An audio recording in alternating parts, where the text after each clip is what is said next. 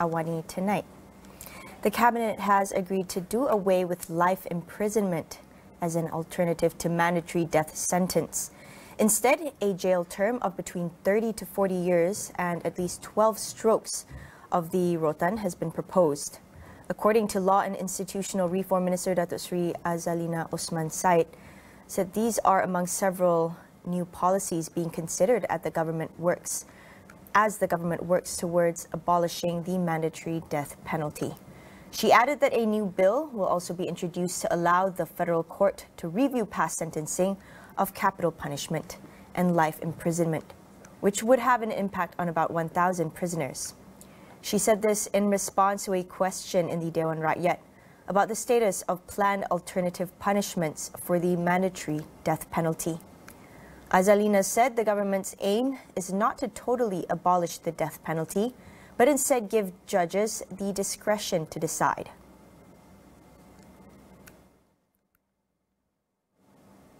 The government is in the process of making several amendments to the Sexual Offences Against Children Act 2017 to protect children from new threats online.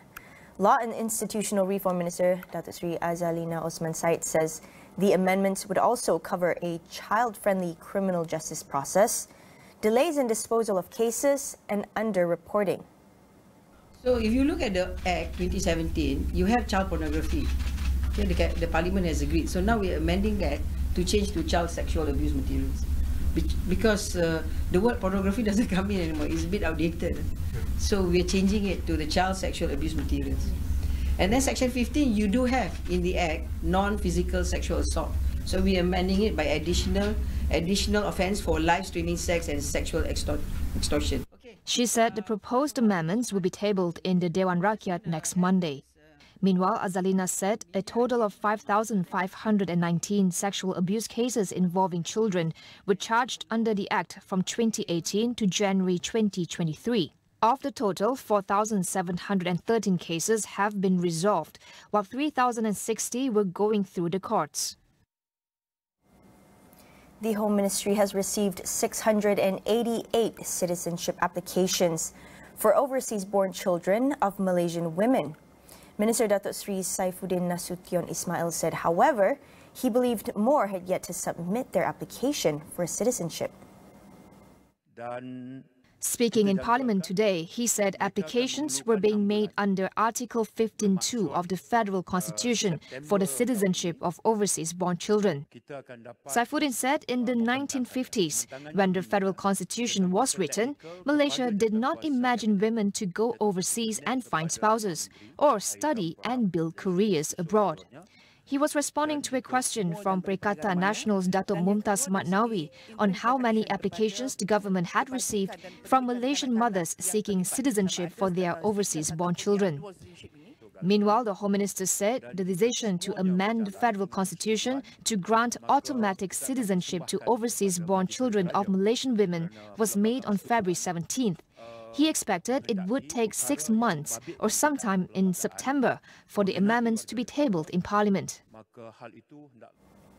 Meanwhile, the Health Ministry said pre-exposure prophylaxis or PrEP medication should be prescribed to high-risk groups to contain the spread of HIV.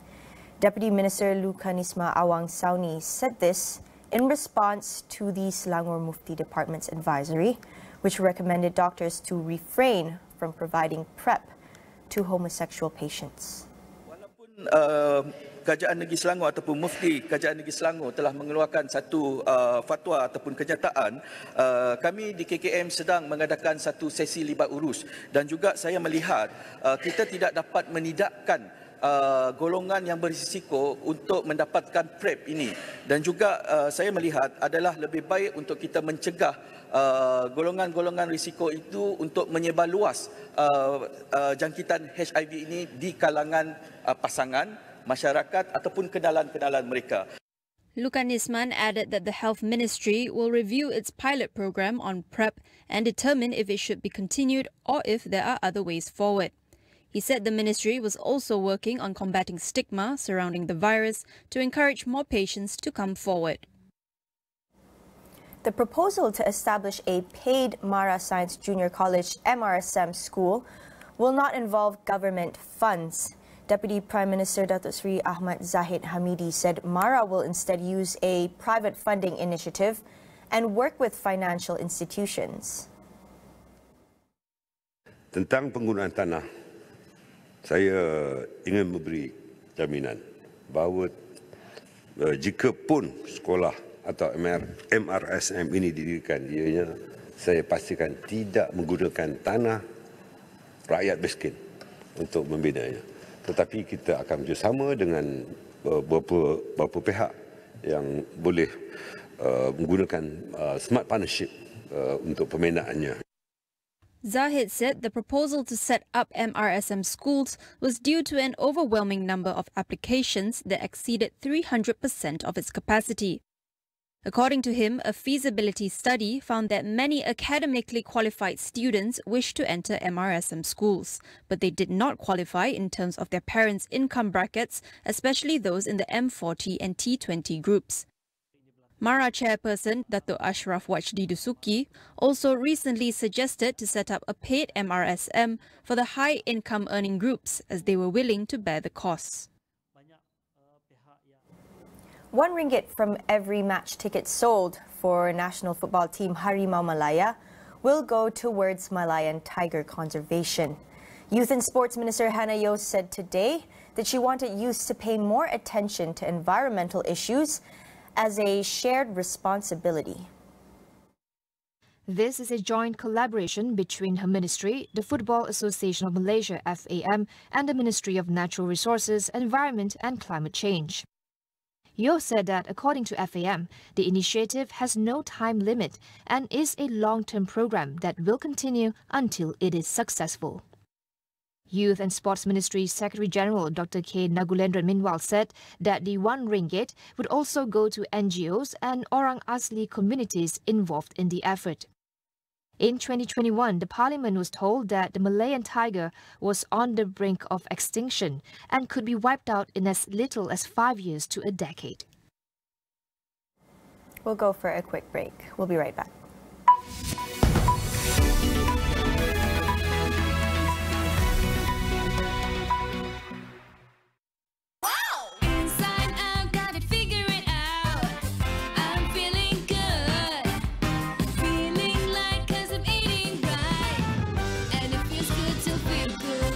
Sunsweet Amazing Prunes, the feel-good fruit. Jangan lupa Yakult ni. Jom minum Yakult setiap hari. Usus mantap, kuat lagi immunity. Yakult, Yakult.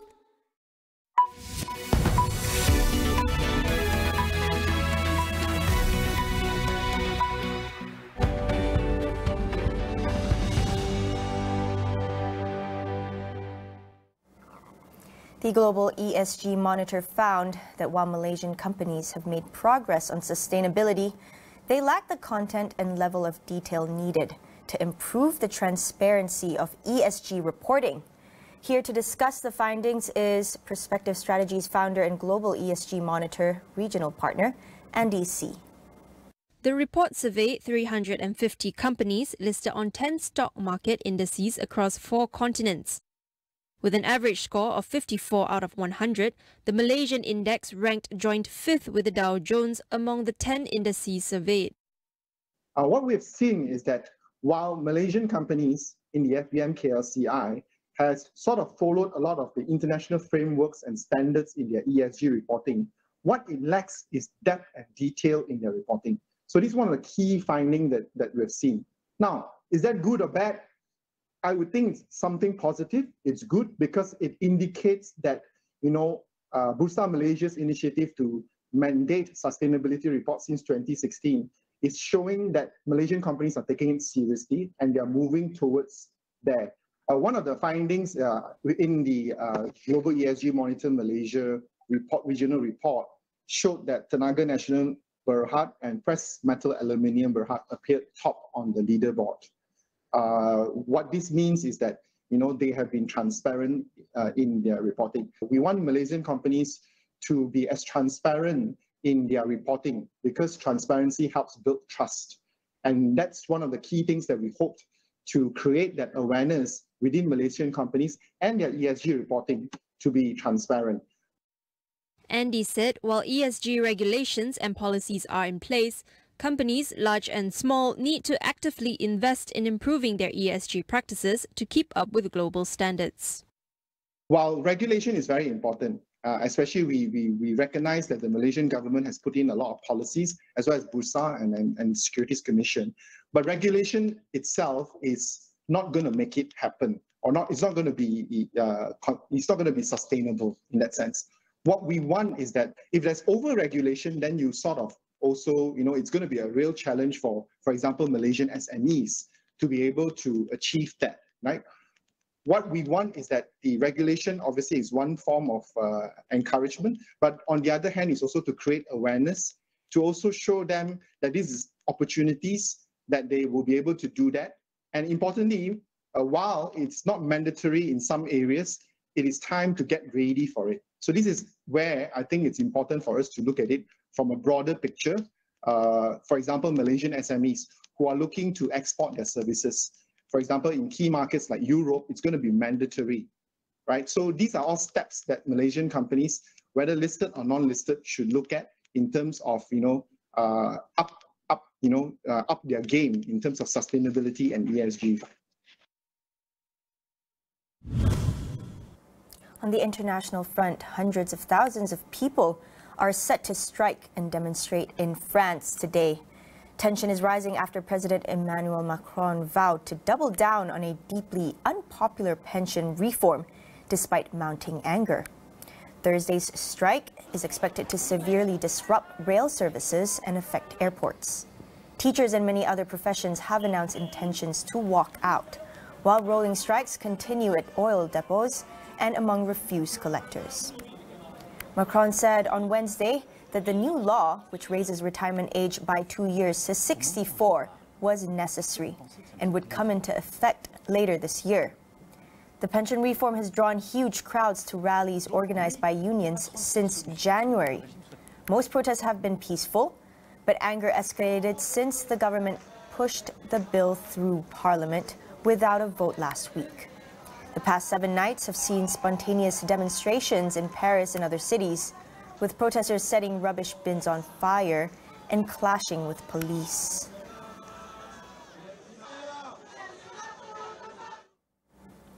Meanwhile, India's opposition leader Rahul Gandhi was convicted of criminal defamation and sentenced to 2 years in prison. A court in the western Gujarat state found him guilty of defamation for a campaign trail remark, implying that Prime Minister Narendra Modi was a criminal. Gandhi, the leading face of the opposition Congress party, was sentenced to 2 years in prison, but was immediately granted bail after his lawyers said they would appeal. Modi's government has been widely accused of using the law to target and silence critics. Gandhi, who was present at the court in Surat for Thursday's verdict, was greeted by supporters on his arrival. He faces at least 2 other defamation cases elsewhere in the country. Gandhi is also out on bail in another money laundering case in which he has denied wrongdoing. The world's first 3D printed rocket has successfully launched, a major step forward for Relativity Space, the Californian company behind innovative spacecraft.